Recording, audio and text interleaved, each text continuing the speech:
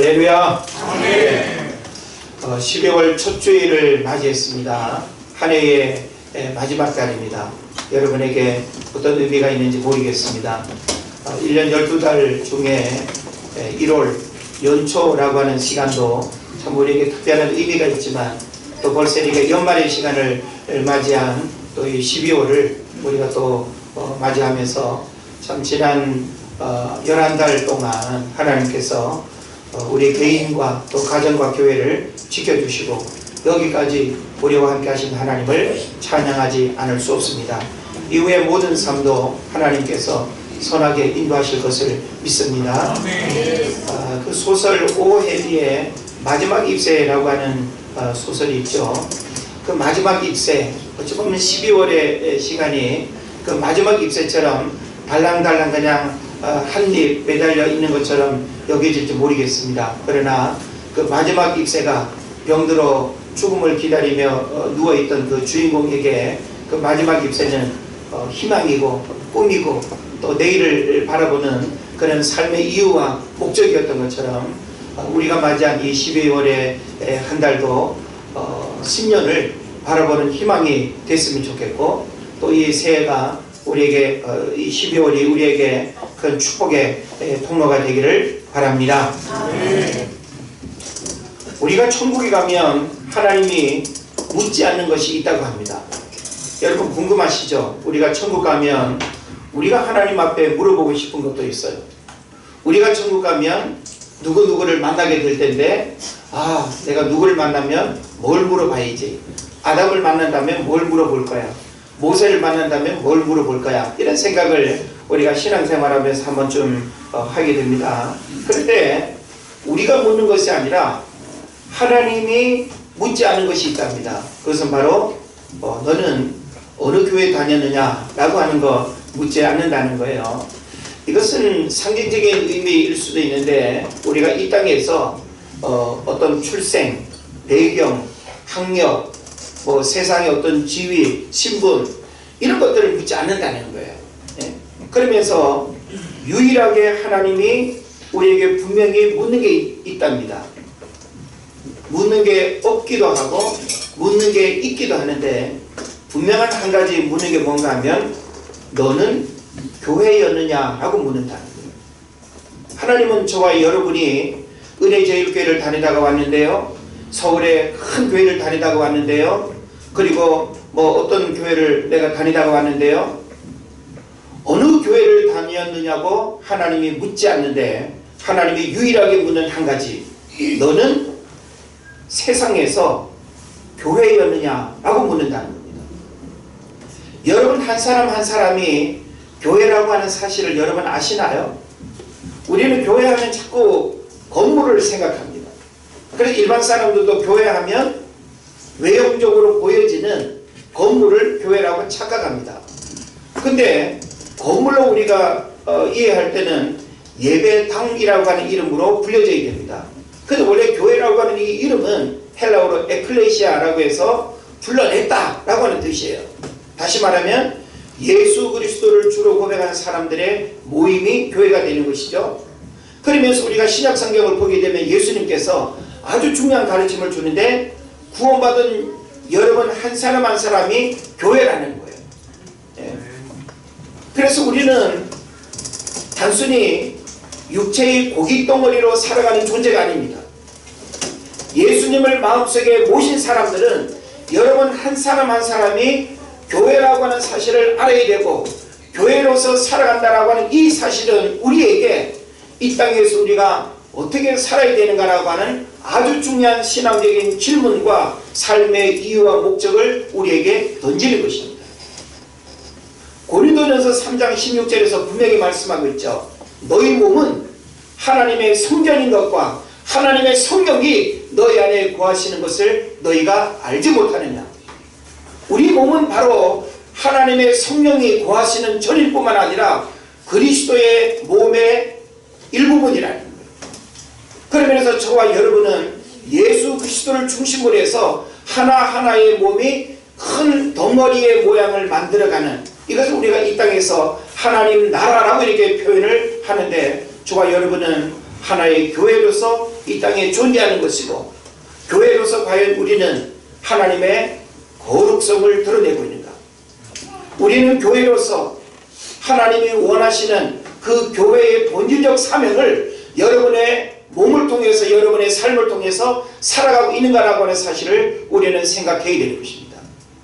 만약에 우리가 하나님 앞에 섰을 때 이 질문 앞에서 너는 교회에서, 너는 세상에서 교회였느냐 라고 이렇게 물었을 때 우리의 삶이, 내 몸이 교회로서의 거룩성을 잃어버리고 더럽고 추하고 여전히 구원받기 이전에 그런 아주 악한 모습으로 우리가 살아가고 있다고 한다면 우리는 교회로서의 삶을 살지 못한 것이죠.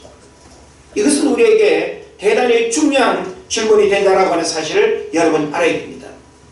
역시 고린도전서 3장 16절뿐만 아니라 6장 19절에서도 동일한 표현을 하고 있습니다. 우리 몸이 바로 하나님의 성전이다. 우리의 몸이 교회다라고 하는 사실을 강조하고 있는 것이죠. 그런데 몸된 교회로 세상에서 승리하고 마귀의 유혹을 물리치며 영향력을 드러내고 있는가? 우리가 만약에 교회라고 한다면 교회로서의 그런 어떤 기능으로서 세상에서 승리하고 마귀의 유혹을 물리치며, 그리고 교회가 가지고 있는 그런 영향력을 불신자들에게, 세상 사람들에게 교회의 그 영향력을 드러내고 있는가? 만약에 교회가 건물로 이해가 된다면 건물은 영향력을 드러낼 수 있는 어떤 생리적인 그런 게 없습니다. 죽어있는 하나의 쇳덩어리, 돌덩어리, 건물에 불과한 거예요. 그러니까 우리가 영향력이라고 하는 것은 살아있는 것만이 영향력이 있는 겁니다. 죽어있는 것은 어떤 영향력도 드러낼 수가 없습니다. 그러므로 바로 우리의 공동체가 하나의 교회로서, 그리고 여러분 한 사람 한 사람이 교회로서의 그런 기능과 목적을 잃어버리지 말아야 된다는 하는 사실을 깨달으시기를 바랍니다. 이제 오늘 저는 본문의 말씀을 중심으로 해서 과연 이런 교회로서 살아가야 할 우리들이 골리앗이라고 하는 세상 앞에 설 수 있는 용기와 믿음이 있는가라고 하는 것입니다. 우리가 성경 보게 되면 소년 다윗이 골리앗이라고 하는 블레셋 나라의 큰 장군 앞에 섰습니다. 이 장수는 성경에 보면 키가 어느 정도 되는지를 이야기를 하고 있죠. 2m 96, 약 3m에 가까운 거인입니다. 이스라엘은 네피림이라고 불려지는 거인족들이 있었어요. 그 거인족의 후예가 바로 그 골리앗이 될 것입니다. 그런 면에서 외형적으로 보면 초등학생과 아주 키 큰 어른이 서로 마주하고 있는 것과 같은 그런 형국이에요. 만약에 이것이 싸움의 문제로 우리가 살펴본다면 이거는 뭐 싸움 자체가 말이 안 되는 그런 이제 상황이라고 볼 수 있죠. 그래서 우리가 결과적으로 골리앗이 다윗을 이긴 것이 아니라 다윗이 골리앗을 이겼다라고 하는 이것은 뭐 신앙생활하는 우리들은 뭐 이 이야기를 아마 수도 없이 들었을 거예요. 하나님을 믿지 않는 세상 사람들도 다윗과 골리앗이라고 하는 이런 이야기는 굉장히 한 가지의 어떤 그 메시지와 교훈으로 다 회자되고 있습니다. 그런데 다윗이 어떻게 골리앗을 이길 수 있었는가? 오늘도 우리는 어찌 보면 골리앗과 같은 그런 거대한 장애물, 내 힘으로는 도저히 밀어낼 수도 없고, 그리고 쓰러뜨릴 수도 없고 이길 수도 없는 골리앗이라고 하는 난공불락의 큰 문제 앞에 우리가 서 있다라고 이렇게 볼 수 있습니다. 그러면 다윗이 골리앗을 이긴 것처럼 우리도 그 골리앗을 제거하지 않으면 우리 삶의 어려움들을 우리가 극복하지 않은 상태에서 우리의 행복과 미래를 우리가 펼쳐가기가 어려운 것입니다. 그런 면에서 다윗이 어떻게 골리앗을 이겼는가라고 하는 이것은 오늘 우리가 골리앗 같은 세상을 어떻게 이길 것인가라고 하는 문제에 있어서 아주 중요한 해답을 주고 있는 것입니다. 그래서 오늘 이 물맷돌이라고 하는 하나의 도구를 우리가 먼저 생각을 하게 되는데요. 세상을 이기는 물맷돌. 다윗이 물맷돌로 골리앗을 쓰러뜨렸는데 오늘 우리에게도 세상을 이기는 물맷돌이 필요하다라고 하는 것입니다. 그렇다면 다윗처럼 그 물맷돌을 만들어서 그리고 그 돌멩이를 늘 소지하고 다니면서 어떤 문제들이 나타났을 때 그 물맷돌을 던져가지고 그 상대방을 어떤 문제를 그렇게 이겨야 됩니까? 오늘 우리는 성경에서 이야기하고 있는 이런 표면적인 이야기에 그런 물맷돌을 우리는 선택할 수 없습니다. 이 물맷돌이 의미하는 그 상징적인 의미를 우리가 알아야 될 뿐만 아니라 오늘 우리에게 세상을 이기는 물맷돌이 무엇인가라고 하는 사실을 여러분이 바로 깨닫게 된다면 우리도 다윗처럼 골리앗을 물리칠 뿐만 아니라 골리앗이라고 하는 큰 장애물을 극복하게 되는 역사들이 이 한 시간 있게 될 줄로 믿습니다. 아멘. 물맷돌은 놀이도구가 아닙니다. 장난감도 아닙니다. 아이들이 교회 오거나 하면 꼭 손에 뭐 책이나 장난감, 뭐 책보다는 사실 장난감을 훨씬 더 많이 들고 다니죠. 예. 물맷돌은 아이들이 늘 손에 들고 다니는 그런 장난감이나 놀이도구가 아니었습니다. 목동에게 이 물맷돌이 있다고 한다면 호신용 무기이면서 그리고 또 이 물맷돌은 전쟁터에서는 필수품으로 사용되는 그런 무기였습니다. 그래서 고대 세계에서 물맷돌은 무기로 이렇게 표현이 되고 있는데 아시리아의 사내립이 유다를 쳐들어올 때도 이 물매 부대를 앞세우고 갔습니다. 이집트의 고대 무덤에서도 물매와 물맷돌이 발굴되기도 했습니다. 그래서 물매는 그리스와 로마 군인들에게도 중요한 무기였고 그들의 동전이나 벽화에서도 물매와 물맷돌이 이렇게 그림으로 그려지는 것을 발견하게 됩니다. 그래서 이스라엘에도 이 물맷돌 부대가 있었습니다. 역대상 12장 2절, 역대하 26장 14절, 열왕기하 3장 25절 등의 말씀을 보게 되면 이스라엘도 전쟁을 하게 될 때 물맷돌 부대가 따로 있었다는 거예요.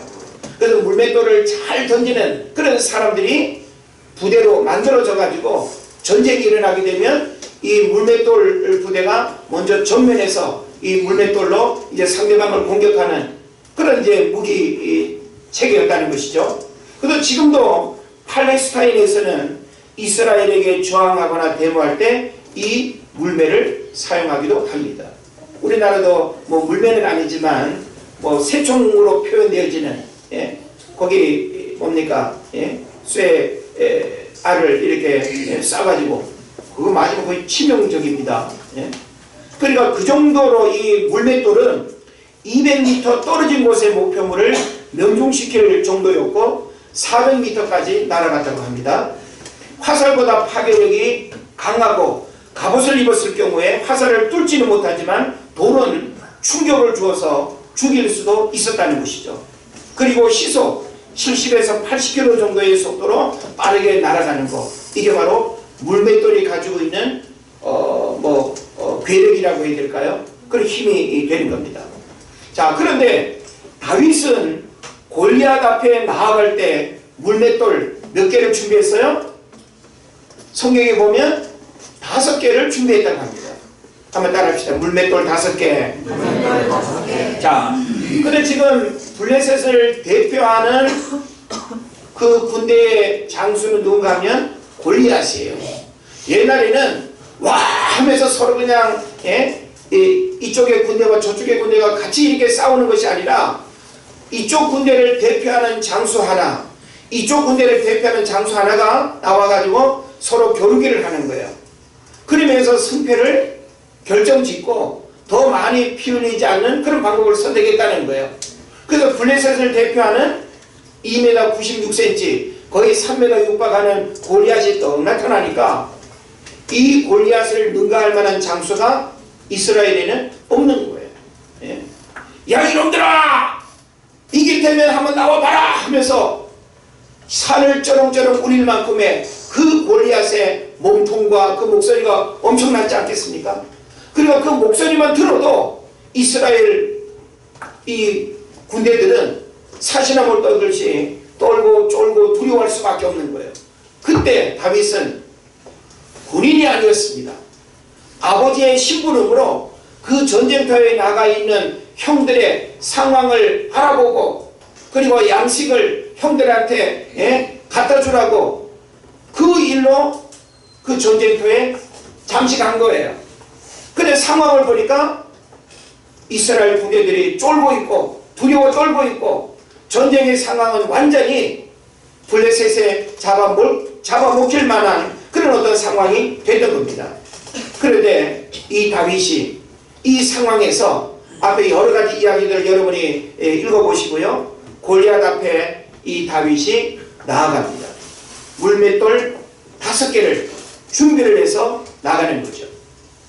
자, 우리는 이 물맷돌 5개를 생각할 때 이런 생각을 얼핏 할 수 있습니다.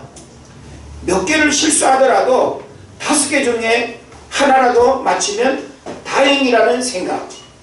그런데 다윗이 물맷돌 5개를 준비한 것은 그런 생각으로 준비한 물맷돌이 아니라는 거예요. 내가 이 5개 중에 한번 딱 날렸는데 어깨를 팅 맞고 비껴나거나 머리 그냥 투구에 맞고 그냥 튕겨져 나가는 그걸 예상한 게 아니에요. 성경을 우리가 보게 되면요, 사무엘하 21장 15절로 22절을 보면 블레셋 군대에는 눈으로 보기에도 확연한 거인이 5명 있었습니다. 다시 말하면 5명이라고 하는 이 거인 장수는 블레셋 군대를 대표할 뿐만 아니라 블레셋 군대 전체를 대신할 만큼의 아주 무시무시한 그런 인간들이었습니다. 그러니까 그 중에 한 명만 나타나도 한 나라의 군대가 벌벌 떨 정도인데 5명이 다 등장한다고 한다면 이 얼마나 기막힌 일이겠어요? 그래서 우리가 성경을 보게 되면 이 블레셋은 아주 철기 문화의 그런 그 군대를 가지고 있었지만 바로 5명의 골리앗 같은 그런 장수가 있었다라고 하는 것은 이미 다른 나라도 소문의 소문을 다들 아는 거예요. 그래서 그 중에서 제일 먼저 나와서 소리친 자가 바로 골리앗이었습니다. 그래서 골리앗 말고도 거대한 장수 4명이나 더 있었던 것이죠. 그래서 실수가 용납되지 않는 오직 하나의 한 명을 쓰러뜨려야 하는 대단한 사명을 가진 물맷돌이었던 것입니다. 그러니까 이 돌 하나하나는 실수를 용납해요 못해요? 실수를 용납할 수 없는 거예요. 이 물맷돌 하나는 바로 적중률 100%를 통해서 적장 한 명 한 명을 쓰러뜨려야 하는 그런 물맷돌로 다윗이 준비했다는 거예요. 지금 등장한 인물은 골리앗밖에 없지만 다윗은 그 마음속에 누구까지 품고 있는 거예요? 골리앗 뒤에 있는 4명의 장수까지 바라보고 이 물맷돌 5개를 준비했다라고 하는 사실이죠. 자, 이것은 참 어찌 보면 그 소년 다윗에게 어떻게 그렇게 용감할 수 있을까? 어떻게 그렇게 한 군대가 벌벌 떠는 그런 상황에서 담대하게 골리앗 앞에 설 수 있었을까? 어쩌면 소설 같은 이야기처럼 빚어질 수 있습니다. 그러나 우리는 성경을 통해서 다윗이 그렇게 담대하게 골리앗 앞에 설 수 있었던 그 용기의 그 근원을 우리가 성경에서 찾아보게 되는데 바로 그 이유는 만군의 하나님 여호와의 이름을 의지했다라고 하는 것입니다. 그리고 믿음의 용기가 그 모든 두려움을 떨쳐버리고 골리앗 앞에 설 수 있는 그런 담대함으로 드러났다라고 하는 사실을 여러분 깨달으시기를 바랍니다. 자, 그렇다면 이와 같은 내용을 우리가 생각하면서 여러분이 지금 현실 속에서 마주하고 있는 골리앗은 몇 명입니까? 골리앗 1명입니까? 아니면 블레셋의 그 대표 장수 5명처럼 지금 여러분 삶 가운데 내가 두려워 떨고 있는, 여러분을 고통스럽게 하고 괴롭게 하고 어떻게 내가 오늘을 살아가야 될지, 어떻게 올 한 해를 넘겨야 될지, 여러분 삶에 심각한 고통과 고민을 주는 그 영적인 장애물, 현실적인 그 장애물이 여러분 앞에 몇 명입니까? 여러분은 그와 같은 골리앗의 문제를 무엇으로 이기려고 생각하고 있습니까? 우리도 어찌 보면은 다윗 앞에 골리앗처럼 우리 눈앞에 펼쳐져 있는 이 골리앗의 거대한 장애물은 흔들어도 움직이지 않고 발로 집어차도 끄떡하지 않고 바늘로 찔러도 해결되지 않는 이 문제들을 여러분 어떻게 하시겠습니까? 우리는 원하든 원치 않든 우리 눈앞에 보여져 있는 이 골리앗이라고 하는 장애물을 해결하지 않고는 절대 우리가 그 다음의 삶을 우리가 살아갈 수가 없습니다.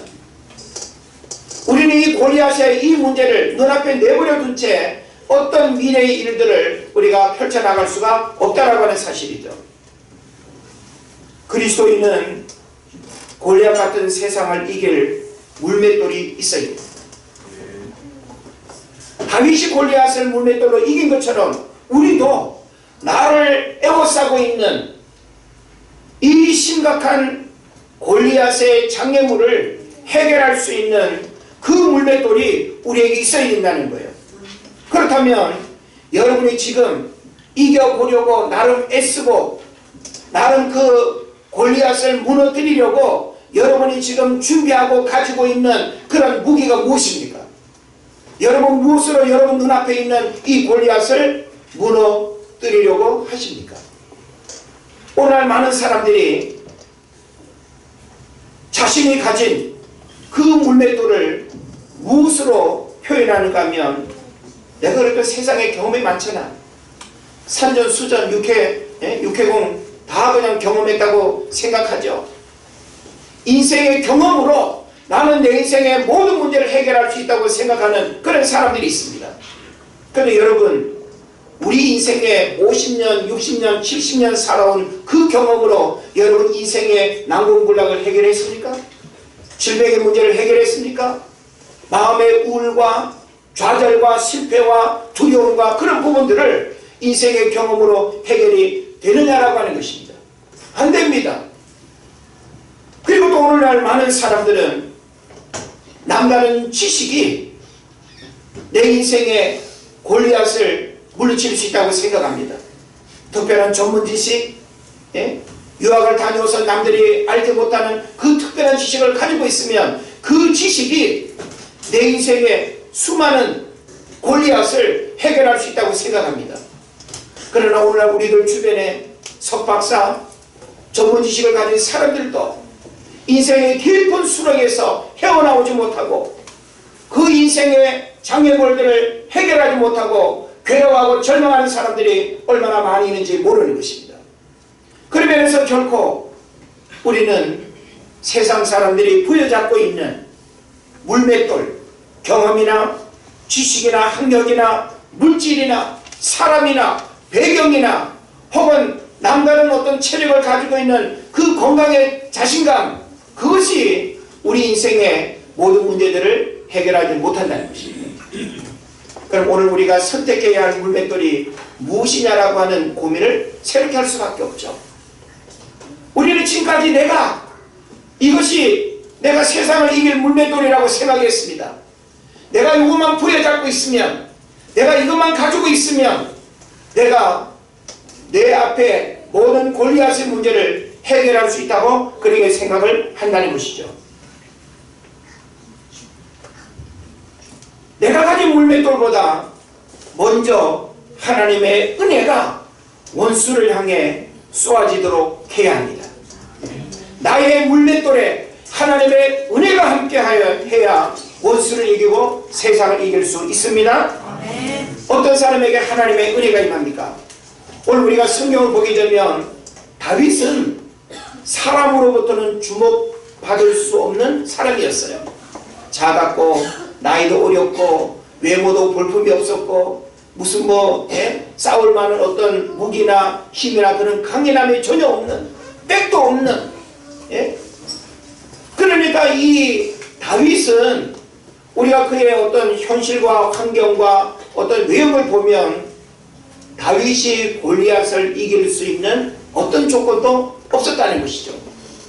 근데 우리가 성경을 보게 되면 다윗을 통해서 골리앗을 쓰러뜨리기 위한 하나님의 특별한 섭리 속에 하나님이 다윗에게 은혜를 주신 것입니다. 그럼 오늘 우리도 세상을 이기기 위해서는 하나님의 은혜가 먼저 우리에게 임해야 된다는 사실을 믿으시기를 바랍니다. 우리가 구원을 받는 것도요, 하나님의 은혜가 먼저 임해야 됩니다. 에베소서 2장 8, 9절에서 뭐라고 말씀하죠? 너희가 그 은혜를 인하여 믿음으로 말미암아 구원을 얻었다고 했습니다. 우리가 예수 그리스도를 믿는다는 그 믿음이 구원의 조건이 되지만 우리가 그 믿음을 갖기까지에는 내가 믿음을 가질 수 있는 하나님의 은혜가 우리 환경 가운데 임했다는 거예요. 할렐루야. 아멘. 네. 그런 면에서 우리는 여러분이 어떤 일을 하든지 하나님의 은혜가 먼저 내게 임하는 그 역사가 일어나야 돼요. 아멘. 은혜는 뭡니까? 그레이스, 예? 카리스, 헬라에서 나온 말이죠. 공짜라는 뜻이에요.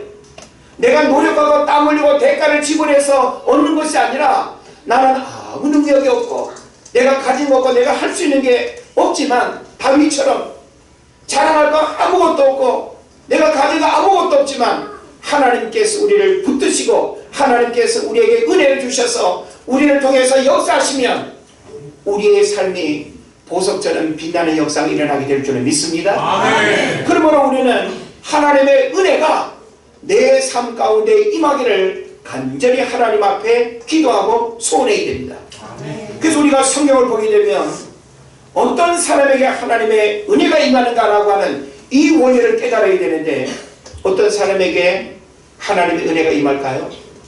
게으르고 빈둥대고 잠자기 좋아하고 세상 쾌락 좋아하고 먹는 거 좋아하고 친구 좋아하고 술 담배 좋아하고 그런 사람에게 하나님의 은혜가 임할까요? 여러분 한번 생각해 보세요. 만약에 그런 사람에게 하나님의 은혜가 임한다면 이렇게 시간 정해서 번듯하게 옷 갈아입고 하나님 앞에 헌금 바치고 이렇게 신앙생활할 이유가 없습니다. 하나님의 은혜는 일반 은혜가 있고 특별한 은혜가 있습니다. 일반 은혜는 믿는 사람이나 믿지 않은 사람이나 악한 사람이나 선한 사람이나 모두에게 부어지는 게 일반 은혜예요. 특별한 은혜는 특별한 사람에게만 부어지는 겁니다. 그렇다면 다윗이 경험한 이 은혜는 일반 은혜일까요? 특별 은혜일까요? 특별 은혜겠죠. 그렇다면 우리도 우리 삶에 골리앗 같은 이런 문제를 해결하기 위해서는 하나님의 특별한 은혜가 임해야 된다는 사실을 믿으시기를 바랍니다. 아멘. 그러면 이 하나님의 은혜는 아무에게나 아무 때나 임하는 게 아니다라고 하는 사실이에요. 그래서 우리가 성경을 보게 되면 아주 중요한 원리를 발견하게 되는데 하나님의 은혜는 누구에게 임하는가 하면 기도하는 사람에게 임합니다. 할렐루야. 네, 여러분 내가 기도하지 아니하고 하늘로부터 내게 임하는 은혜를 사모한다? 어불성설입니다. 하나님은 속지 않습니다. 여러분이 하나님 앞에 무릎 꿇지 아니하고 어려움의 일들을 주님 앞에 나와 기도하며 하나님의 도움을 구하지 아니하고 하나님 살아계신 하나님을 내가 믿음으로 고백하면서 철저하게 하나님을 의지하고 신뢰하지 않는데 하나님께서 그 사람에게 특별한 은혜를 주시면 그 특별한 은혜를 특별한 은혜라고 생각하며 살겠어요? 절대 그렇지 않습니다.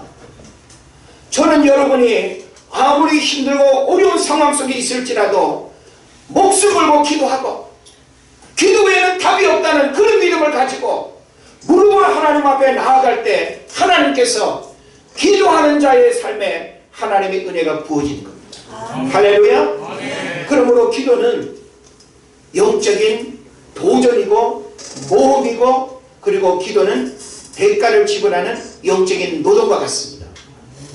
우리가 노동 없이 안식이 없고 노동하는 만큼 우리는 대가를 받게 됩니다.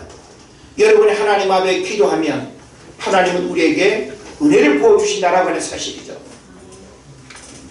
그러므로 기도가 먼저 날아갈 때 우리 앞에 산처럼 우뚝 서 있는 골리앗을 정복하는 역사가 일어나는 것입니다.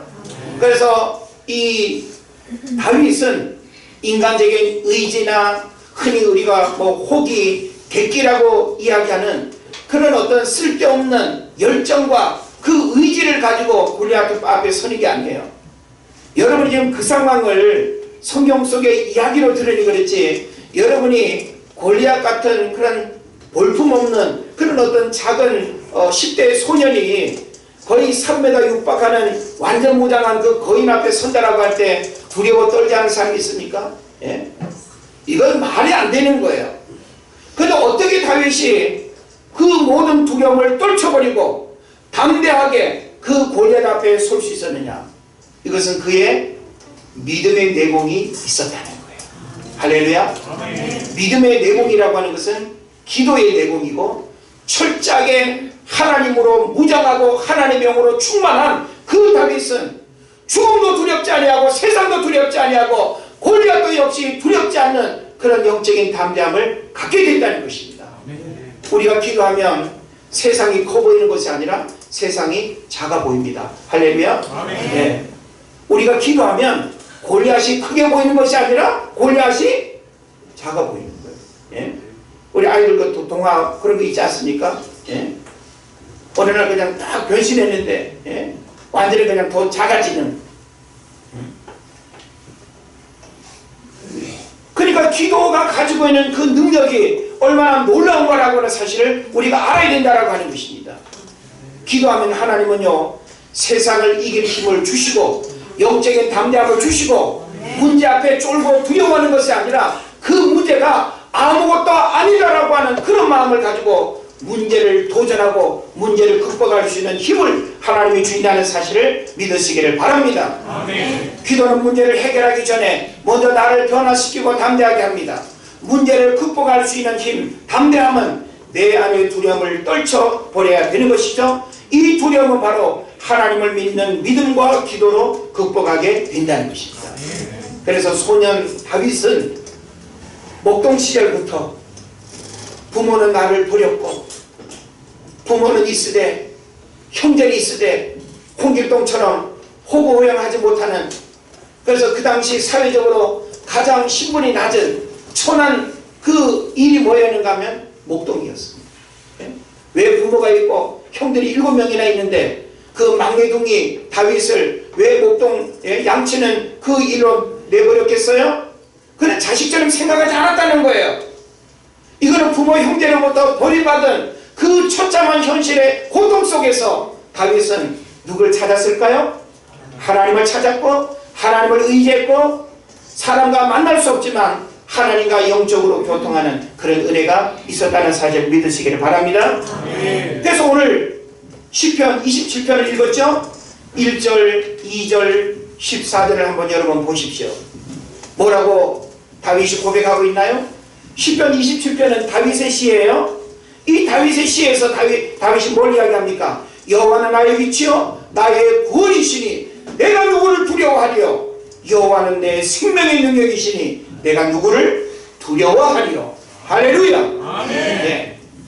또 시편 27편 3절을 보면 군대가 나를 대적하여 진칠지라도 내 마음이 두렵지 아니하며 전쟁이 일어나 나를 치려할지라도 나는 여전히 태연하리로다. 어떻게 이렇게 할 수 있죠? 10대 소년입니다. 전쟁의 경험이 없습니다. 사람을 죽이고 싸운다라고 하는 거, 이 10대 소년에게는 너무 정서적으로 심리적으로 어울리지 않는 일입니다. 그럼에도 불구하고 저것수 하나님의 이름을 모독하는 저 골리앗을 쓰러뜨리는 것은 이거는 영적 전쟁에서 반드시 제거해야 할 일이었기 때문에 단순한 존엄성 있는 생명으로 본 것이 아닌 것입니다. 제거해야 될 쓰레기로 본 거예요. 할렐루야. 아멘. 그래서 이 다윗이 물맷돌을 날려버린 겁니다. 그 물맷돌이 어딜 맞았습니까? 골리앗의 몸은 완전히 철갑을 두르고 있었는데 아킬레스 여기만 딱 비어있는 거예요. 봐야 되니까. 여기만 딱 비어있는 이마에 물맷돌이 그냥 종통으로 맞아서 그냥 순식간에 졸도해버린 거예요. 그리고 이 다윗이 달려가가지고 골리앗이 차고 있는 그 칼을 빼내어서 목을 뱉다는 사실을 믿으시기를 바랍니다. 이런 용기, 이런 담대함, 이렇게 골리앗을 쓰러뜨릴 수 있었던 이것은 단순한 인간적인 힘이 아니라 다윗의 내면에 자리 잡고 있는 하나님에 대한 믿음과 용기와 그가 일평생 목동 시절부터 하나님과의 깊은 영적인 내공, 믿음의 내공, 기도의 내공이 그런 결정적인 순간에 승리의 비결이 됐다는 사실을 믿으시기를 바랍니다. 아멘. 그러므로 여러분들도 평상시 내가 물맷돌을 던져서 양을 지키고 냉수를 물리치고 했던 그 일들을 가볍게 여기면 안 돼요. 여러분 운전을 잘하거나 다른 사람을 잘 돌보거나 여러분이 하나님께서 주신 특별한 재능들이 있어요. 그런 거 사장시키지 마십시오. 잘 관리하고 잘 그런 것들을 발전시키고 더 유능한 무기가 될 수 있도록 하십시오. 그러면 하나님께서 여러분이 기도로 준비하고 하나님으로 충만하게 준비되어질 때 여러분이 갖고 있는 세상의 실력과 능력과 기능은 하나님 앞에 귀하게 쓰임받는 영적인 무기가 되고 도구가 되고 축복이 될 줄로 믿습니다. 네. 그리고 27편 14절을 보면 너는 여호와를 기다릴지어다. 강하고 담대하며 여호와를 기다릴지어다. 뭘 의미합니까? 우리는 하나님이 나를 통해서 역사하시고 일하실 때까지 기다리는 거예요. 하나님의 영으로 내가 충만하게 덧입혀지고 하나님의 은혜가 내게 충만하게 임해서 그 하나님으로 내가 움직여질 수 있는 때가 될 때 여러분이 세상을 향해서 뛰쳐나가고 모든 골리앗의 문제들을 제거하는 그런 능력의 도구 되시기를 바랍니다. 저는 이제 말씀을 마치려고 합니다. 오늘 우리에게 있어서 세상을 이길 물맷돌은 단순한 돌멩이가 아니라고 하는 사실, 오늘날 세상 사람들이 부여잡고 있는 지식이며 재물이며 인간관계며 경험이며 학력이며 그런 것은 우리에게 물맷돌이 아닙니다. 그런 걸로 한번 때려보십시오. 끝도 없도 안 합니다. 그런 것들은 절대 우리 인생의 문제를 해결할 수가 없다라고 하는 거예요. 세상을 이길 물맷돌은 기도입니다. 여러분 힘들어도 기도하십시오. 뜻을 품고 기도하십시오. 기도하면 하나님께서 세상을 이길 물맷돌이 되어서 기도할 때마다 강력한 무기가 되어서 골리앗을 이기고 쓰러뜨리는 그런 역사들이 일어나게 될 줄을 믿습니다. 그래서 오늘 우리는 내 앞에 나를 두렵게 하고 나를 쫄게 하고 나를 주눅들게 하는 그 골리앗을 우리는 기도의 물맷돌로 이길 수가 있습니다. 하나님께서 저와 여러분을 한 해가 저물어가는 이 연말의 시간에 이 물맷돌을 취하기를 원합니다. 이 물맷돌을 언제라도 활용할 수 있기를 원합니다. 이 물맷돌이 힘이 없고 연약하면 예배를 통해서 무장하고 기도를 통해서 더 큰 기도의 능력을 하나님이 만들기를 원하십니다. 그래서 여러분이 힘들고 어려워도 바쁘고 또 분주해도 기도하는 일을 게을리 하면 안 됩니다. 그래서 제가 오늘 오후 시간에는 기도를 쉬는 것이 죄야?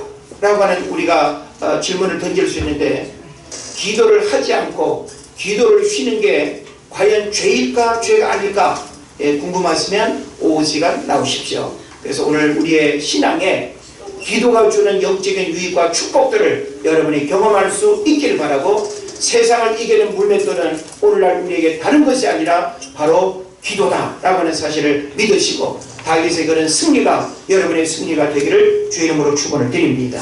기도하겠습니다.